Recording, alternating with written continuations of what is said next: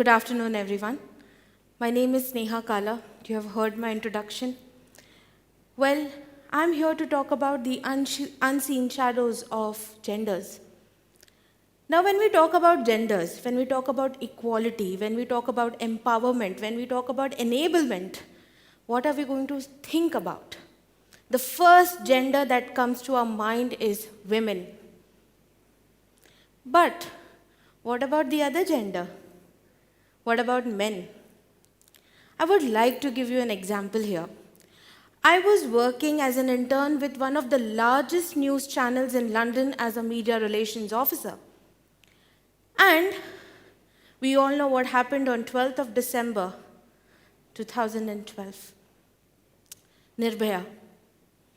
The news flashed across the country, across the globe. And being a media person, we don't have time. Our days are 27 hours of working out of 24 hours. Now, when I was there, I was coming in late, so say around 2 or 3 in the night, as per the UK timing. But in India, the news was already flashed. And I was sitting there all tired in the tube. And you know, when we say tube, it means metros in India. Same kind of ambience, same kind of thing, same kind of infrastructure in the tube. And I was there, sitting, looking at the client brief, trying to understand what am I going to do next. And there, I saw 4 men sitting next to me, Indian men. And there came a lady next to me and she said, "Don't you want to sit? Do you want to really sit with them?" I had a perplexed reaction to her question. I said, "Why? What happened?" "You need to get off that seat. You might get raped." That was the word that really startled me, and I was wondering why she's saying. And that's when I went on Google and checked, and I got to know about this case. But then these men were the same people who got up to give me the seat. How come the ones who raped and the ones who are giving me the seat same? And that's where my journey of understanding genders in a better way started. After coming and finishing my course from London, I came back to India and I was interviewed by one of the leading magazines, a fashion magazine, which is known for empowering women, not only with fashion, but the current trends. And there, the vacancy was of a public relation officer. Well, when there, the interview went well. And then I was rejected. The rejection was not my degree. The rejection was not of lack of experience, but the body image. They said, "We need a trophy-sized person to be a public relation officer." I had no reply. I just looked at them and said, "That's really great. Thank you for your feedback. Isn't your next issue all about women of different sizes and fashion?" And then I walked out of the room. And that walking out of the room gave me the wing to please remember that it's not just women who are, victimized, but there are men too.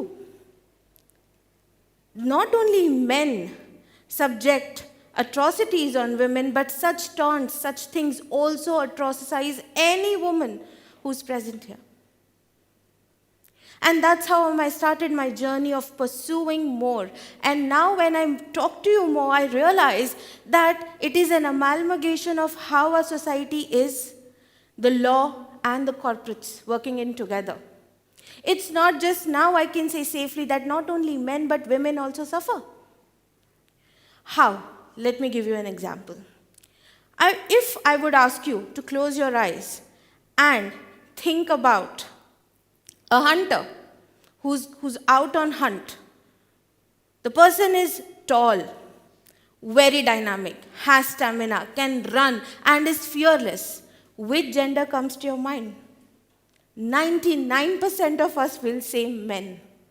A man standing with a rifle, probably with a collage uniform, trying to hunt a lion and not a lioness, huh? Right? So that's what is. This is about the stereotypes.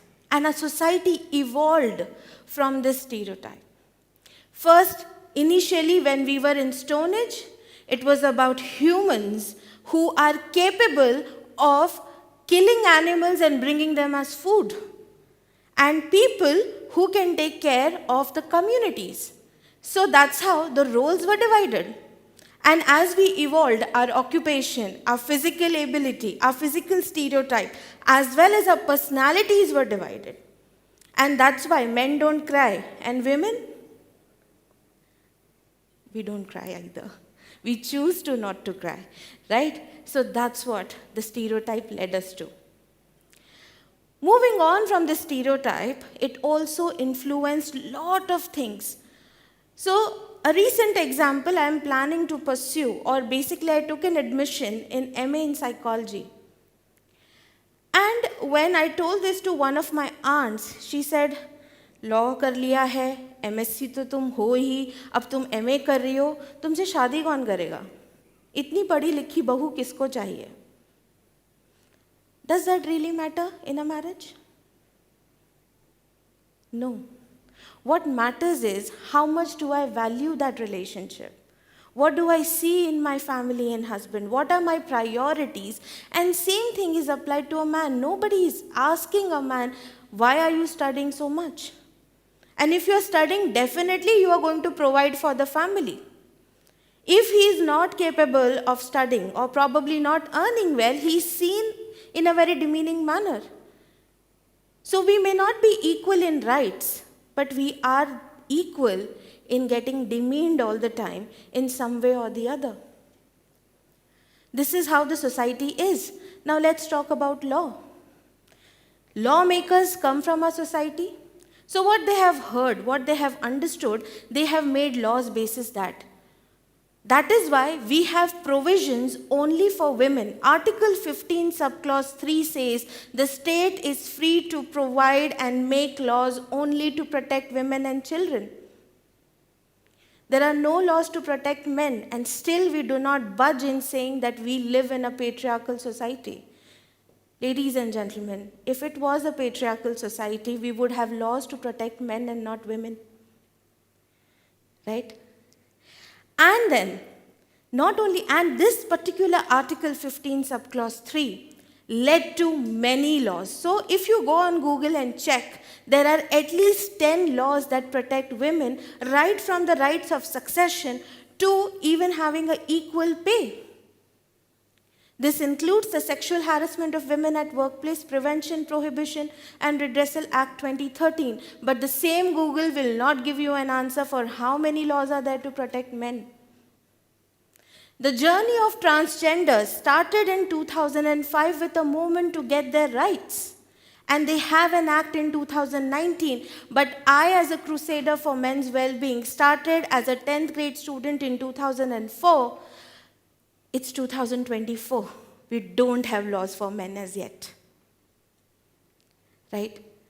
And this bothers me. This is cutting down the wings of not only women but men as well. And let me bring you to the point of corporates here. Corporates expect you to work. They have deadlines. They have people where they want people to earn for them, give them profits. They want so many things from you. But what is getting eradicated, depleted from our side? And that is the family system. Single women and men, married or single, are expected to work 24/7. Married women are expected to work from home. The times are not what they are considering anymore. The families are earning, but they are not investing in good times. They have money to go for a holiday, but they don't have time to go for a holiday together. As a woman myself, whenever I asked my bosses that, you know what, I need a holiday because I'm going out with my family, they would just look at me and say, family? What family? You are single. मतलब जब तक husband ना कर लूँ तब तक family नहीं बनेगी. ये कौन सा rule है? So corporates do that, right? In one way, they keep on asking on diversity, equity, and inclusion initiatives. They include people from LGBTQIA plus communities. They include people from marginalized communities. They talk about women empowerment, and the capital M from where the majority starts. M is being missed out, and M stands for men as well. There is no initiative ever taken for a man by any corporate as of yet. Compare, go to a corporate and see how do they celebrate Women's Day and how Men's Day is celebrated. I'm sure now you will Google, when is Men's Day? So let me give you an answer. Men's Day is on 19th of November. NCRB data talks about the National Crime Bureau talks about the suicides that happens. The maximum number of suicides takes place by men. Attempted suicides are done by females. Why is that? Because we have NGOs, we have independent organizations, we have friends, we have solidarity. If I cry, I'm sure everyone will come and tell me and talk to me about it. But if a man is crying, first, he would not like to see himself crying because of that stereotype that men don't cry. And that is where the problem starts. That is where the solidarity between men is missing because they don't express. And today, as a cause of my journey, I think my roots, my Indian roots, talk about equality, talk about heritage, where we believe in providing equity before then equality. If we see the difference, it's a very minute difference. Equal is treating everybody equally. But equity is where we give empathetic approach based on what one requires. And that's all, ladies and gentlemen, from my side. Namaste.